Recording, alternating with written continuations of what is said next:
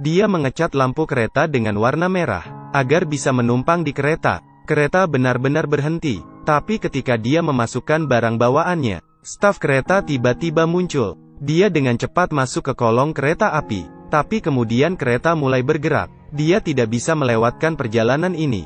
Dia menempuh bahaya ini, merangkak keluar dari kolong, tapi kedua staf sudah mengejarnya. Dia yang cerdik naik ke ban berjalan, menekan sakelar. Dengan begitu, di depan staf kereta api, dia jatuh ke dalam kereta api, memulai petualangannya. Ini pertama kalinya dia keluar. Kereta melewati lembah, padang rumput, melihat pemandangan di sepanjang jalan. Dia sangat bersemangat.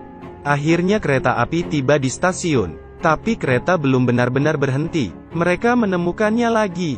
Di menit terakhir, anak pintar ini bersembunyi di karavan dengan tasnya. Diam-diam mengunci pintu. Dengan cepat, wajah besar staf muncul di luar jendela kereta, tapi dia hanya melihat 3 manusia kertas. Ingus bocah itu mengalir ke mulutnya, tapi dia bahkan tidak berani berkedip. Untung saja waktu itu, kereta mulai bergerak, dan dia bisa lolos. Namanya T.S. Pivet. Sejak masih kecil dia mendiskusikan gerakan abadi dengan profesornya. Guru memberikan tugas. Dia menulis makalah akademis. Tapi T.S. malah menulisakan tentang penemuannya. Dia membuat mesin gerak magnet abadi pada usia 10 tahun, menerima penghargaan ilmiah tertinggi. Tapi anak cerdas seperti dia, malah tidak disayang oleh keluarganya. Itu semua karena sebuah kecelakaan. T.S. dan adiknya sedang bermain perampokan di gudang. Tapi ambulans datang dan membawa tubuh adiknya pergi. Sejak saat itu, tidak ada yang pernah mengungkit masalah ini lagi. Berpura-pura seperti tidak terjadi apa-apa, tapi keengganan orang tua mengatakan itu semua. Dia menyalahkan dirinya dan berkemas. Pergi meninggalkan rumah. Pergi ke Smithsonian menerima penghargaan. Tapi perjalanan ini tidak hanya sepi. Dia bahkan kelaparan. Dia belum makan berhari-hari. Memotong coklat menjadi 2, lalu jepit di jari kaki. Nikmati pijat kaki anjing. Koboi yang merasa kesepian ini, setelah anaknya meninggal, membuatnya berubah. Ketika T.S. menciptakan sesuatu, untuk memperbaiki tanah dan air pertanian, tapi dia tidak memperdulikannya, dan istrinya juga gila bekerja. T.S. melihat ini semua, itu membuatnya merasa lebih bersalah. Jadi dia kabur dari rumah, pergi ke Smithsonian, menerima penghargaan, tapi saat ini dia belum makan selama berhari-hari. Hotdog di pinggir jalan membuatnya tergiur. Karena ibunya tidak pernah membiarkan dia makan junk food ini. Setelah kereta tiba, dia bergegas berlari ke toko hotdog. 2 polisi menghampiri toko, dengan pemberitahuan orang hilang di tangan. Dan foto di atas kertas itu adalah T.S. Untung hari gelap, polisi tidak memperhatikannya, dan pemilik toko tidak mempermasalahkannya. Dalam perjalanan kembali ke stasiun, sebuah bilik telepon menarik perhatiannya. Dia ingin menelepon ke rumah. Telepon di rumah berdering. Keluarga mendengar berita dari T.S. Semua bergegas menjawab telepon. Ini membuat T.S. merasa sangat penting untuk pertama kalinya. Namun, semua ini ternyata hanya imajinasinya. Dia kembali ke kereta lagi. Setelah makan hotdog, membolak-balik buku harian ibunya, yang merekam pertumbuhan mereka, merekam kebahagiaan keluarga mereka. Sampai kecelakaan itu terjadi, catatan itu juga kehilangan warnanya. Keesokannya, kereta api akhirnya masuk ke terminal. T.S. menyembunyikan barang bawaannya di dalam kotak, agar barang bawaannya tidak berat, tapi belum berjalan jauh. Seorang polisi menemukannya. T.S. tahu, jika dia tertangkap, mereka pasti akan mengantarnya pulang, agar tidak ditangkap. Dia kabur, dan polisi mengejarnya. T.S. berlari ke jembatan air. Akibatnya, pintu air terbuka. Polisi mengejeknya. Kamu mau kabur? Mau kabur lewat mana? T.S. dengan keyakinan hatinya, langsung melompat.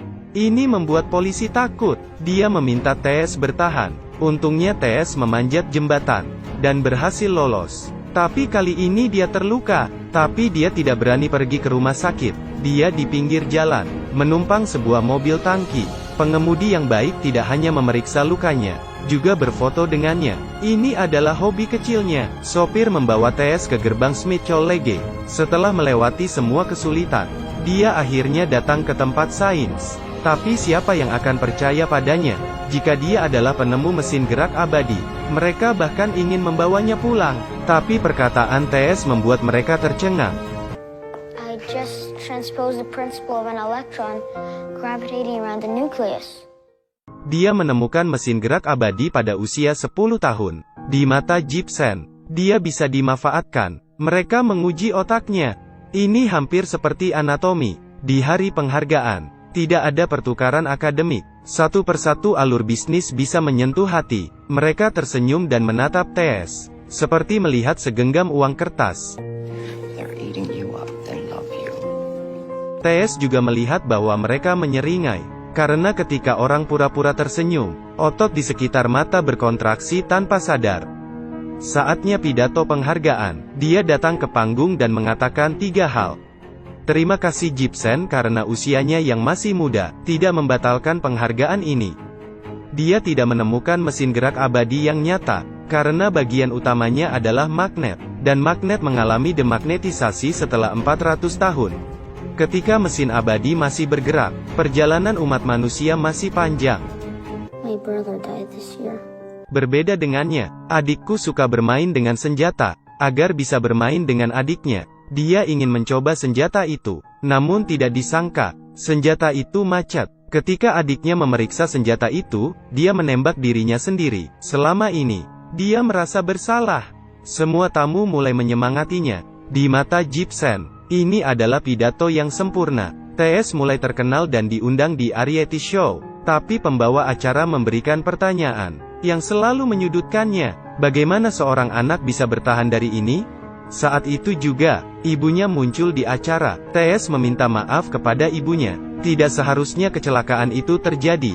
Tidak seharusnya dia kabur. Tapi ibunya tidak menyalahkannya. Sebenarnya di hari penghargaan, ibunya juga ada di sana. Dia memberitahu TS, ini bukan salahnya. Ini hanya sebuah kecelakaan. Merekalah yang bersalah.